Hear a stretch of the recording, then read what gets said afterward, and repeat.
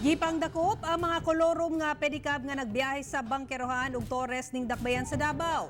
Kini ato sa joint operation nga gilusad sa City Transport and Traffic Management Office ug Land Transportation Office Region 11. Sarang ang dugang detalye ni pinagi sa live report ni Sheila Vergara Rubio. Sheila. Yes, Sara, gawa sa mga Colorum na pedicab nga gitumbok sa mga operasyon kag ganihang buntag, no. Pipila sa mga driver niini ang wala usab nakapakita sa ilang mga lisensya.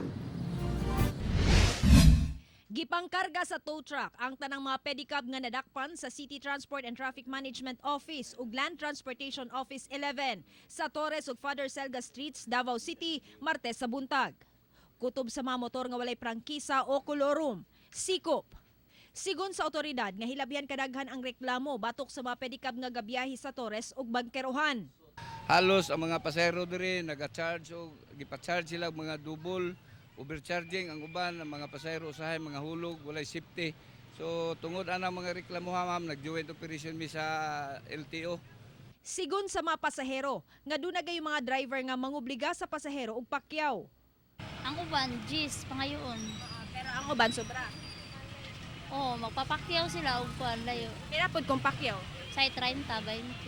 So para sa inyo mahal na siya. Mahal. Say di raman. Apan saysay sa ubang pedicab driver nga dili sakop sa Bangkerohan Tricycle Drivers Association ang sagad sa mga naga-overcharge.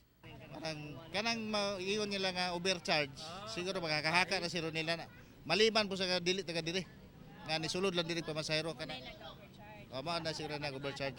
Pero kanang taga diri wala na overcharge kana may asosasyon. Gikinahanglan nga makabayad og nilibo ka pesos nga multa ingon man mokuha una og prangkisa ang manadakpan driver una nila malukat og balik ang ilang mga pedicab. Sara, human sa mga operasyon giling gidala ang tanang mga pedicab nga nadakpan no ngadto sa impounding area sa Malagos ning dakbayan sa Davao. Sara. Okay, dagang salamat Sheila Vergara Rubio.